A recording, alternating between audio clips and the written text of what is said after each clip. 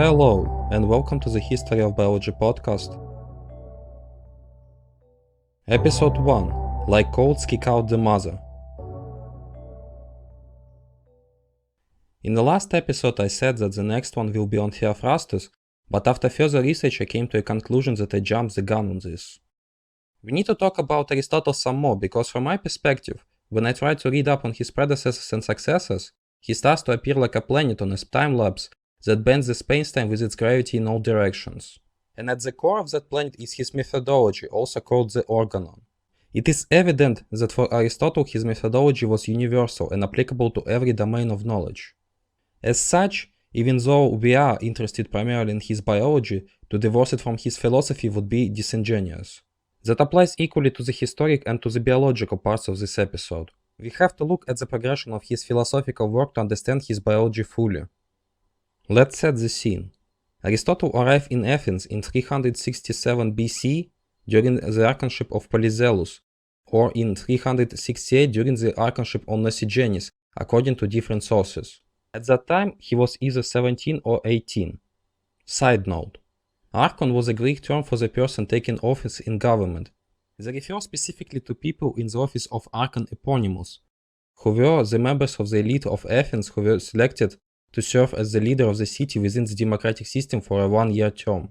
After their reign, they were granted the post on the Areopagus, where all the previous archons assembled to uphold laws and dispense judgments in disputes. It was essentially a judicial body, where ecclesia was the executive and the legislative. To check their power, all of the citizens of Athens, which were the property owning males after reaching the age of 30, were able to assemble at ecclesia to discuss and vote. Another form of control was the practice of ostracization, where a person would be exiled if he got the most votes against him. The citizens were also able to hold magistrates within the state for a one-year term, and as such most of the citizens has had at least one post during their lifetime. Aristotle, on the other hand, would have been a metic, which was a term for the free resident of Athens that was not a citizen. This gave him certain obligations and prohibitions, such as 1. He had to pay tax to the state while the citizens were exempt from taxes. 2. He needed a legal sponsor called the prostates. 3. He had to register as a resident in the Attic Demos. 4. He had to serve, if need arose, in the army or the navy. He was not allowed to participate in political life of the city, hold magistrates and, importantly, own real estate in Attica. Still, being a metic was not considered to be inherently bad thing. End of side note. Due to the long-standing tradition, Aristotle had to choose a master from whom he would learn philosophy. At that time, there were various schools of philosophy in Athens that offered long-lasting courses with the end goal of either becoming a philosopher or just educating yourself. The reason he chose Plato and his academy is unknown, but it is hypothesized that his guardian Proximus was a friend of Plato. Otherwise, it might have been that he read some of Plato's dialogues and was motivated to join, as it was one of the ways that the academy attracted people. He would be a student and then a teacher at the academy for the combined 20 years. During that time, he chose to devote his whole life to the pursuit of intellectual values in accordance with the Platonic doctrine. On the way he conducted himself during that time, specifically in relation to his master Plato, there are these two interpretations which were written much later, and seem to be influenced by the writer's view on the compatibility between their philosophies and by the relationship between Plato's Academy and Aristotle's Lyceum long after their passing. One suggests that there was never any conflict and that he established the Lyceum shortly after his colleague Xenocrates became the head of the Academy without harboring any ill will. In that view, Plato considered Aristotle's approach to philosophy to be admirable, though he wasn't too pleased with his tendency to be interested in reading by himself instead of participating in discussion, which was the staple of the Socratic tradition, and tried to get him to participate as much as possible. The other asserts that close to the death of Plato, there was a falling out from which we get a powerful quote attributed to Plato. Aristotle kicked us out, just as the colts kick out the mother who gave them birth. Aristotle himself indicates in his surviving works that although there were doctrinal differences between them, that did not result in personal conflict. In his polemics, Aristotle was very polite, doubly so for the members of the Academy, especially compared to his own critics. arguing that he spent his father's fortune, joined the army, but was incompetent and thus turned to selling drugs as in medicines, and was a sophist and a glutton and an insatiable desire for pleasure. Obviously, this is completely blown out of proportion considering what we know, and if true, would suggest he was a hypocrite as well, considering his teachings about temperance in the search of the golden mean in everything. Despite his critique of the theory proposed by Eudoxus, he argued it was convincing due to his virtuous character, showing personal esteem in the fellow Academian.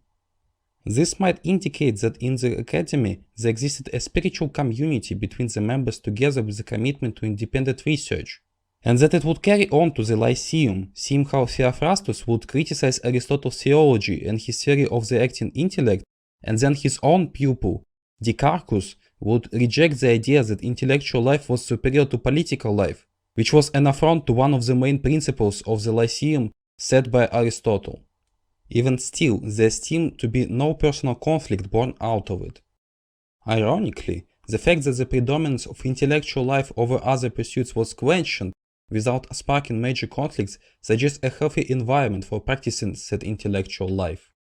From all of this, we may infer that the relationship between the master and the student was that of the discussion, and that the points of mutual agreement concerned the problems but not the solutions.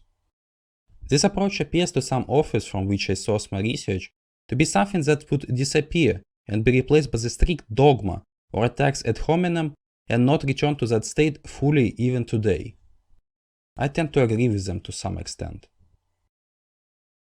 The organization of work within the Academy is not clearly known, leading to a lot of differing hypotheses being put forward. From what we do know, Aristotle studied dialectic and rhetoric, collected proverbs and did astronomical observations, although there exists evidence that the astronomical events that he observed and described, the moon in half-full phase passing in front of Mars and Mars then emerging from behind it, could have happened 3 times during his lifetime and he might have observed it later. If he did observe it during his Academy days, it probably happened between 2012 and 2130 on the evening of the 4th of May 357 BCE, when he was 27 and the Academy for 10 years. I would like to digress for a moment to emphasize this event and our discovery of it.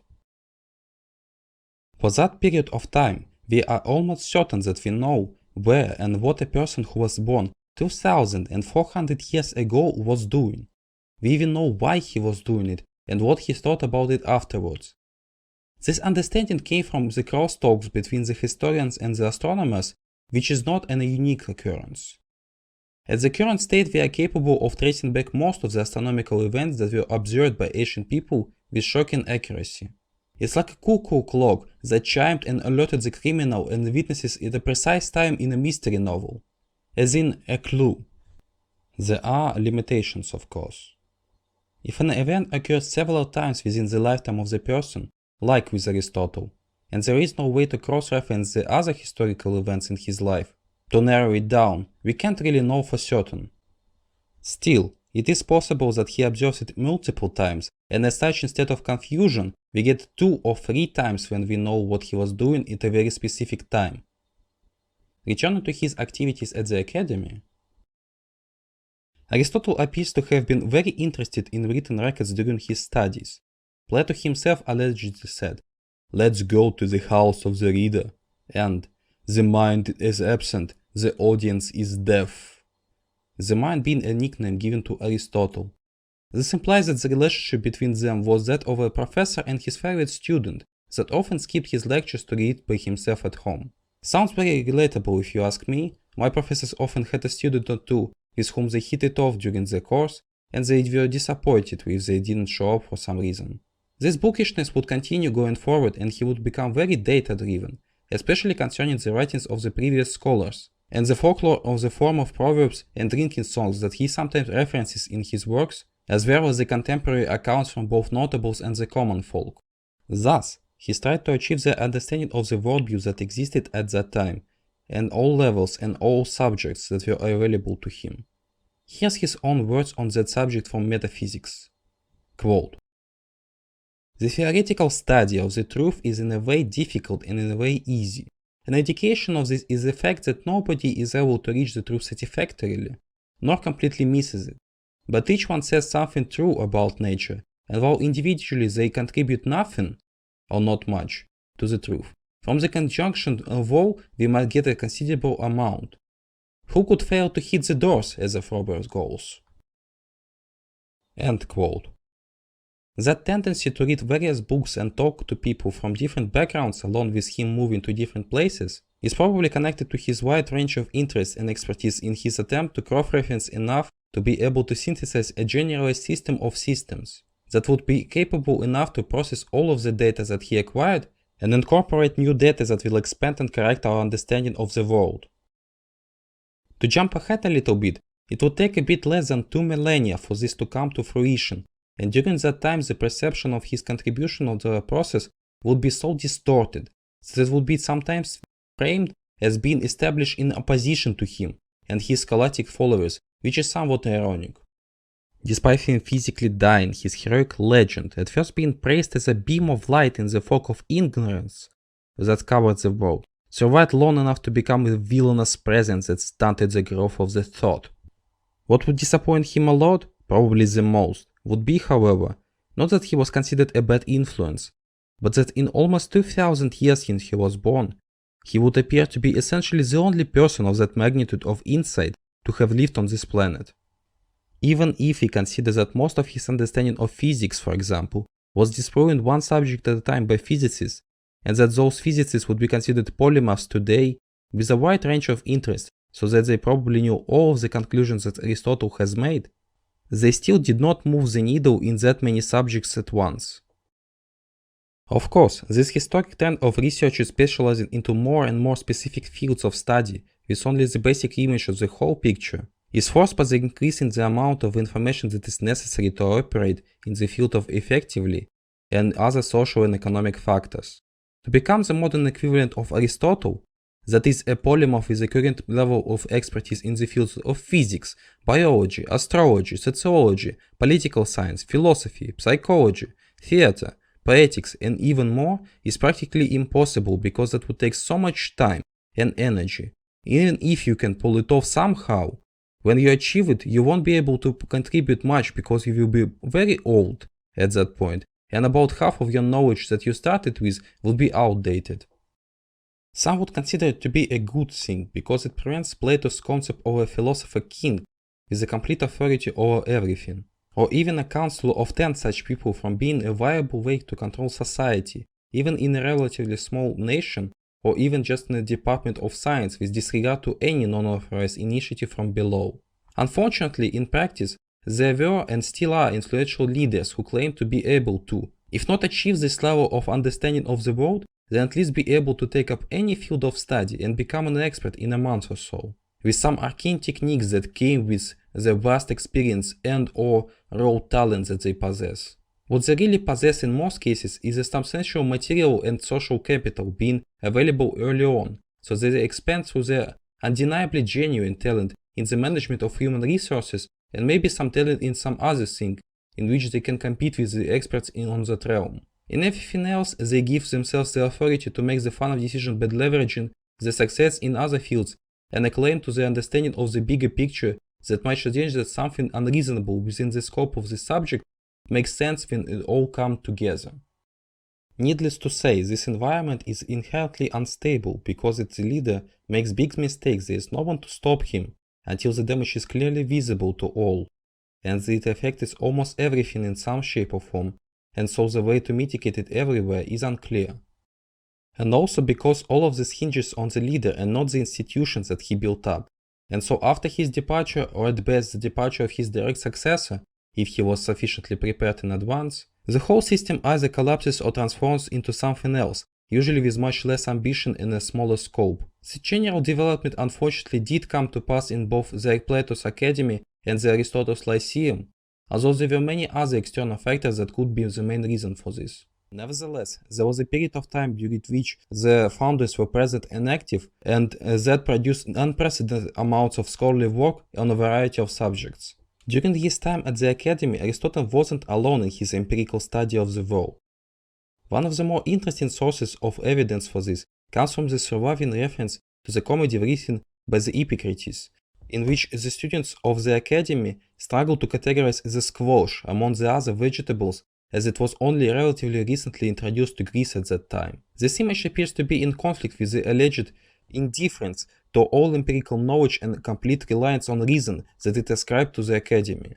It might have been Plato's personal view, but he did not enforce it upon his students. There exists claims that Aristotle taught a course of rhetoric early on in his career at the Academy, but it seems unfounded due to the lack of evidence for any kind of courses or other educational structures similar to the modern university being present there. Due to the fact that the school of Plato were at odds with the school of Isocrates, who specialized in rhetoric, it is probable that members of the Academy, including Aristotle, examined the theories of rhetoric in close detail. So instead, Aristotle would write about rhetoric in his early book The Sophistical Refutations, where he says a lot was written about rhetoric before, but little was written about the dialectic. Aristotle then proceeds to write about it based on a lot of work he put into it during his lectures at the Academy that covered the subject. He introduces the concept of a syllogism, and then later again writes about it in his book appropriately named The Rhetoric. The syllogism is defined as a form of reasoning in which two premises that share a common turn are combined into one conclusion that includes this common turn. Often one premise is more general than the other, and so it's a major premise, and the other is a more specific and it is a minor premise. As with many of his concepts, a biological example would be very illustrative, so here it is. Major premise: all mammals are animals. Minor premise: all elephants are mammals. Conclusion: all elephants are animals.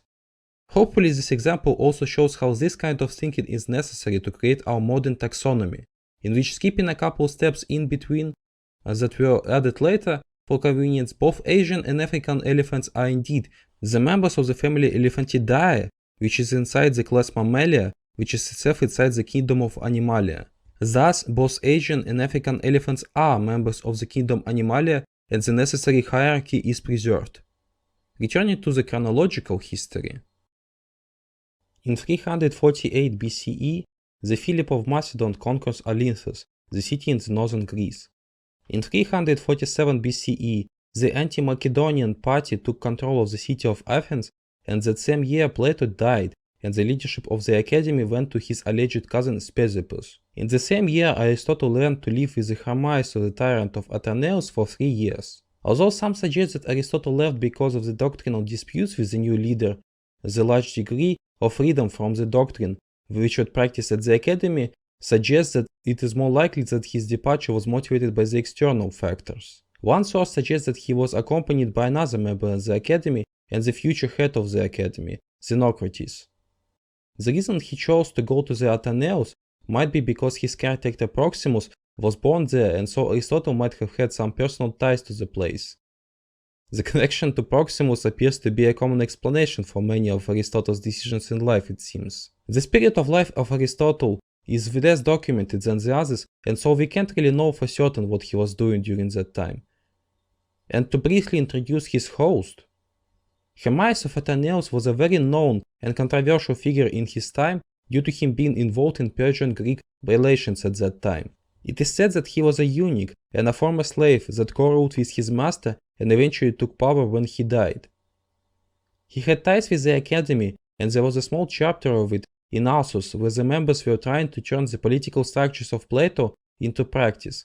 Aristotle is said to have attended them while he lived there.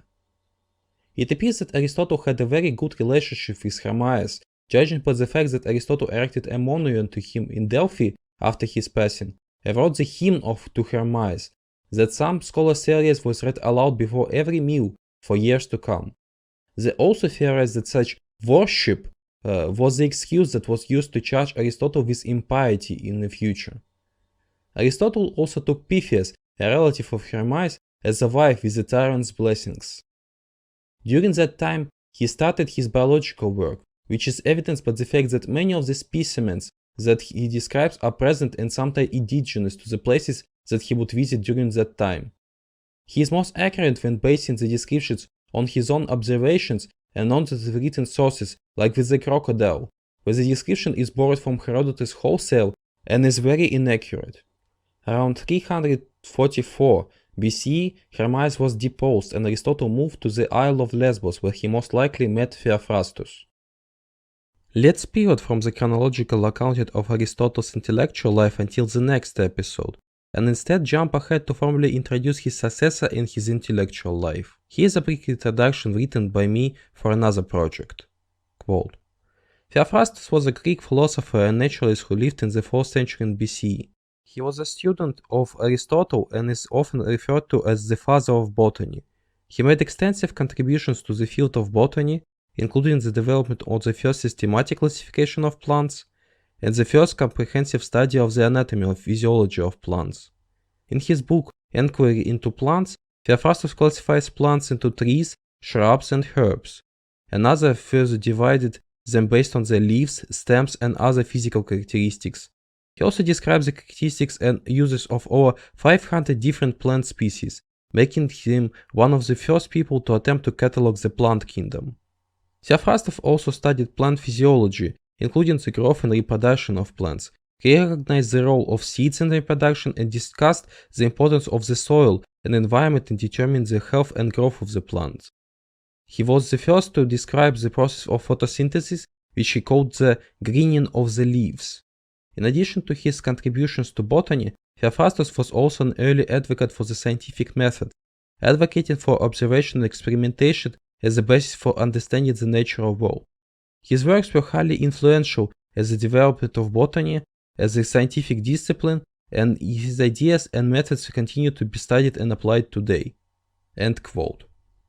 During Aristotle's stay in Athens, they became quite close and began applying Aristotle's systematic approach to epistemology to the nature around them. Aristotle focused on animals while Theophrastus took the plants.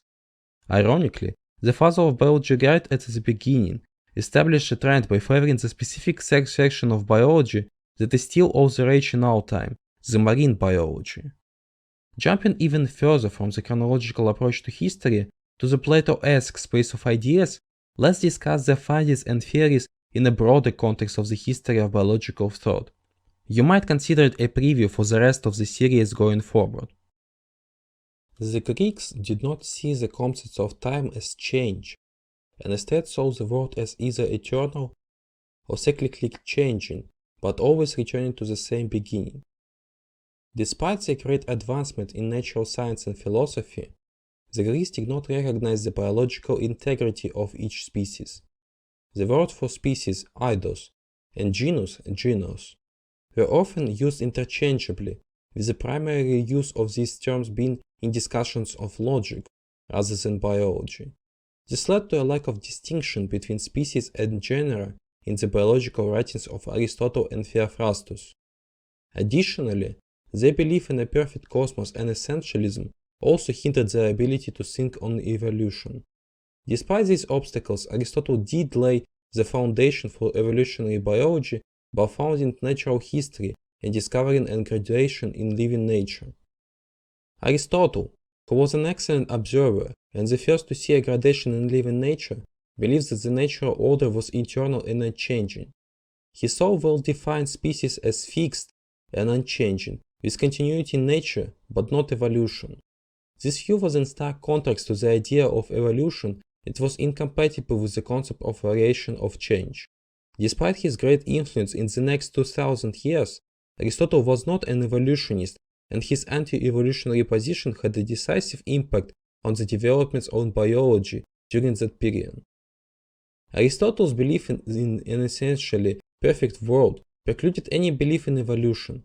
He only received full recognition for his pioneering thoughts in recent decades due to the bad reputation he had in past centuries.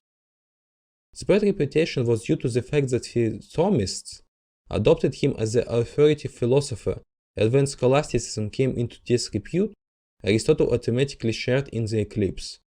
The renewed appreciation of modern times of Aristotle's importance grew to the degree that the biological sciences emancipated themselves from the physical sciences. The recognition that complex biological systems are the product of genetic programs that have the history of more than 3.8 billion years has helped us be more tolerant of Aristotle. Still, the Greeks did introduce a novel attitude towards inheritance around the time of Aristotle, claiming it more for natural philosophy rather than mysticism. even if Alexander the Great claimed to be a descendant of Achilles and Hercules. These mythical figures were followed by the real historical figures, who continuously inherited certain characteristics from their parents and passed them on to their children. They posed many of the questions that were the subject of the great genetic controversies of the 19th and 20th centuries. The Epicureans introduced the concept of very small indivisible particles they called atoms, which later became the basis for physics, chemistry, and then in biology. Aristotle gave a remarkable account of scientific explanation in his posterior analytics that was still relevant up to the 19th century. Aristotle's theory of inheritance was holistic in nature. He believed that the male semen contributed to the form-giving principle eidos, while the female menstrual blood was the unformed substance that was shaped by the eidos of the semen. Aristotle compared the effect of the semen to that of the competent stools on wood. He stated that the female always provides the material and the male provides the shaping principle. He was particularly focused on heat, claiming that the father was the more complete and warmer element, while the female was unfinished and colder. This view is somewhat similar to the Taoist beliefs, where man is considered the warmer element, while woman is the colder element, as part of the grand opposite forces of yin and yang. One of the important aspects of Aristotle's thinking was the role of eidos in each individual. He believed that each child has the characteristic of the species to which it belongs, but it also has its own specific individuality. This concept of a form-giving principle is said to be not too different from the modern concept of a genetic program that controls the shaping of the phenotype, but it falls into the category of Whiggish history that seeks all possible pioneers and sees the history as a straightforward march of progress, even if the people sometimes stumble for a time. The Whig interpretation of history introduced by historian Herbert Butterfield has also influenced the history of science. This interpretation evaluates scientists based on their contribution to our current understanding of science, ignoring the context in which they worked. The whole works of some of the scientists is thrown out in that approach. This approach has led to a biased interpretations of history of biology. For over 2000 years after Aristotle, little progress was made in the subject of generation and inheritance. However, the Renaissance saw the revival of interest in this subject with questions such as the nature of fertilization, the contributions of the father and mother to the characteristics of a child, and the impact of the environment on heritable characters. These questions needed to be answered and properly formulated before a science of genetics could be established. The history of taxonomy also begins with Aristotle. Though much was known about animals and plants prior to him, earlier writings that had survived do not contain classifications. Aristotle incorporated all the information he could obtain from his predecessors and added original information obtained from fishermen and other sources. He devoted himself largely to natural history studies, and his main work of descriptive zoology was Historia Animalium. Despite being celebrated as the father of science of classification, there has been much disagreement and uncertainty about Aristotle's principles of classification. This is partly due to the fact that he used different methods in his earlier writings, where he developed his principles of logic, and then later his biological works. He also believed that the method of definition biological division was not capable of providing a comprehensive description and characterization of groups of animals. Aristotle's method of logic involved a process of splitting a class of objects into two parts through a deductive process, a method known as dichotomous division. This process was not the method he used to classify animals, however, despite confusing Eugen criteria that applied to animals as examples. Aristotle instead formed groups by inspection and marked them off from each other by resemblance of the shapes of the parts of the body. He then evaluated the attributes of these groups and ranked them based on their physiological importance. The importance of the four elements, fire, water, earth, and air, and then corresponding attributes of hot and cold, and moist and dry, were central to Aristotle's thinking. Hot and moist creatures were believed to be more rational, while colder and drier creatures were believed to lack this higher type of the soul. Aristotle's classifications were not meant to be identification schemes or purely biological classifications.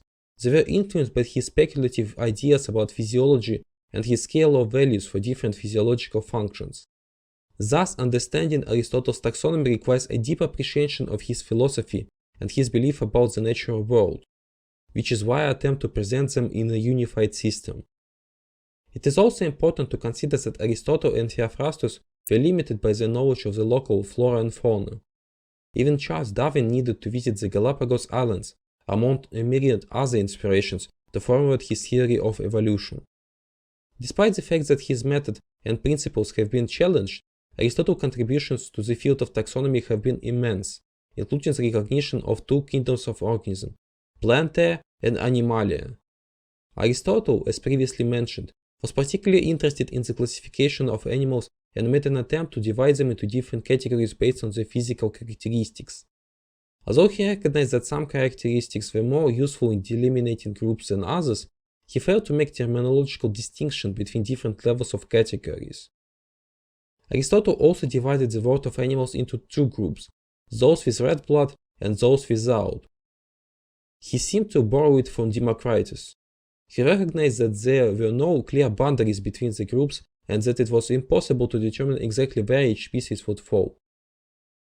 Despite his ridicule of the artificial method of dichotomous keys, Aristotle's successors often interpreted his virtues as diagnostic keys, which had had a lasting impact on the field of biology. It wasn't until the time of Linnaeus that the field of classification made significant progress. Linnaeus's classification of invertebrates was a step backward from Aristotle's work, but he made important contributions by introducing a more uniform system of naming and classifying organisms. Aristotle believed that something more than the laws of physics was needed to produce a frog from an egg, or a chicken from a chicken egg. He considered the study of ants an essential component of the study of nature, and believes that all structures and biological activities have a biological meaning or an adaptive significance. However, the study of diversity has always gone beyond the description and classification of species. Even to Aristotle, it was apparent that the study of diversity involved much more than the elementary preoccupations of the taxonomist. The ancients did not fully recognize the biological integrity of each species, and accepted that the belief that hybridization was possible between species. And to be fair, it is kind of possible in plants and even some amphibians. There is a trend of limiting the possibility of this kind of hybridization, however, from amphibians to reptiles to mammals and birds, where it is practically impossible. The Greek philosophers were primarily rationalists, who believed they could solve scientific problems through sharp reasoning. This belief later richly peaked in Descartes, who thought that everything could be solved through concentrated thinking. Throughout history, from Plato, Aristotle, and Stoics to the 17th and 18th century, there had been a belief in the purpose of nature and its processes. Those who held this view, the Teleologists, saw a clear expression of purpose in the scala natura and the total unity and harmony of nature. The strict mechanists, on the other hand, views the universe as a mechanism functioning according to natural laws. Although the mechanists saw the seemingly purposeful processes in nature, they struggled to explain these properties without recourse to final causes. Today, it is clear that seemingly goal-directed processes do exist in nature. The recognition that biological sciences deal with phenomena unknown in inanimate objects has been prevalent since Aristotle, but attempts to assert the autonomy of biology have often been ridiculed as bad science. In his works, Aristotle assembled all the information that was available at the time, including his own and his pupils as well as of earlier scholars. He viewed the universe as a system. He did not see biology as separate from physics or other fields such as poetry and art. He emphasized the importance of characterizing animals based on their way of living, actions, habits, and bodily parts. It is also possible but highly unlikely that Aristotle might have taken some ideas from other sources such as Buddhism, as there are similarities between his concepts and those found in the Pali texts. The idea of the golden mean, for example, which states that the best course in human actions is to avoid extremes, appears very similar. However unlikely the connection is, it is still fascinating to consider the fact that Confucius, Buddha, and Socrates were all born within the span of around 100 years. Keeping up with the more general philosophical discussion, Aristotle's views on the intellectual life that a philosopher should lead is expressed in his works, the Commachian Ethics and the Eudemian Ethics, which shed light on the external conditions required to make such a life possible. Although Aristotle does not explicitly mention whether the content of theoria involves a direct contemplation of the divine or a life of scientific research, or a combination of both, he does detail the external goods needed for the bios theoreticos. These goods, such as honor, wealth, physical prowess, good fortune, and power, are necessary for a moderate amount to be attained in order to lead a good life. However, the right mean must be determined by taking into account the nature of the thing in question and the specific situation at hand. A moderate prosperity is necessary for the philosophical life, as it ensures freedom from need and allows for physiological moderation and calm. Both internal and external middles are necessary and interdependent, as psychological equilibrium and tranquility depend on the proper organization of external goods.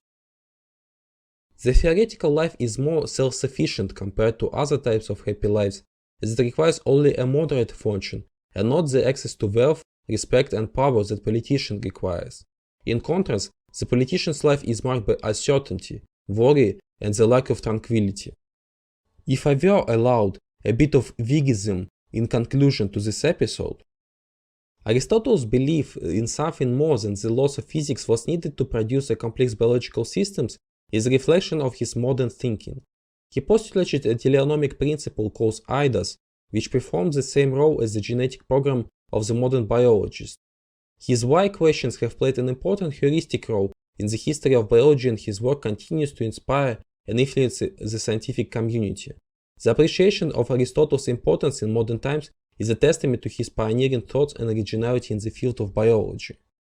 He was also the first to use the comparative method and to give detailed life histories of a large number of species of animals. He was an empiricist and always based his speculations on observations he had made. He was not satisfied with just asking how questions, but also asked why questions, which is an innovative approach at that time.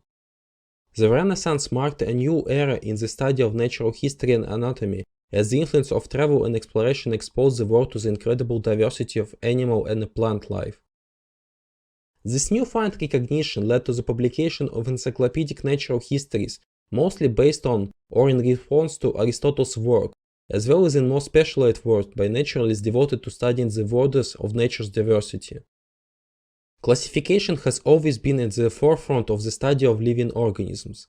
The history of taxonomy records the gradual improvements, as well as occasional setbacks, in the grouping of animals and plants proposed by various authors throughout history. From Aristotle to Theophrastus, to Addison, Linnaeus, and Huxley, the endeavor to regroup genera, families, and orders has been a continuous journey of trial and error. The history of botany in particular begins with the inquiry into plants by Theophrastus. While Theophrastus made significant contribution to plant morphology and biology, his system of classification was informal, based primarily on the form of growth and other criteria such as the presence of spines or cultivation by man. He separated trees, shrubs, and herbs and paid close attention to the environmental conditions that were favorable to plant growth. A large part of Theophrastus' work focused on medical plants and their uses, and he believed that plants often revealed their therapeutic properties through similarities in shape or color. Later on, in the 1st century CE, Pedanius Dioscorides, a Greek physician who traveled widely, organized his Materia Medica, which completed Theophrastus' work by describing over 600 substances with therapeutic properties obtained from plants. This work was widely renowned and accessible in both the West and the Arab Muslim world. The great chain of being, also known as the Scala Natura, was a philosophical concept that greatly influenced the thought of Lamarck and other early evolutionists. The concept was developed by Aristotle based on his observations of organisms and was later adopted as a universal ideology. However, the Christian doctrine of creationism and the argument from design in natural theory dominated biological thinking for centuries. Our modern notion of scientific method still is thoroughly Aristotelian. The idea that abstract argument must be subordinate to factual evidence and that theories must be judged by the tribunal of the observation is largely due to Aristotle. Despite being criticized by Francis Bacon and John Locke, who thought they were breaking with the Aristotelian tradition, Aristotle's influence on the empirical pursuit of science is undeniable. Aristotle's impact on the world was vast, and his influence will continue to be felt for centuries to come. In his writings, he expressed the result of living the intellectual life he taught to live, and his legacy lives on through his words. And so, I would like to end this episode by reading a fragment from this legacy. Quote, "Of natural substances, some we hold to be forever free from generation and destructions, others to partake in generation and destruction. The former is worthy and divine, but our studies of them are less adequate.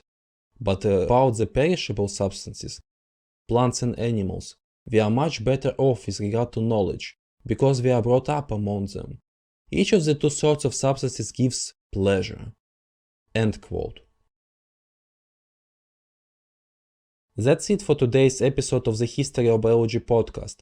The next episode will be a part 2 to this part 1, where we will pick up the chronological tale where we left off and also delve deeper into the foundation of Aristotle's reasoning.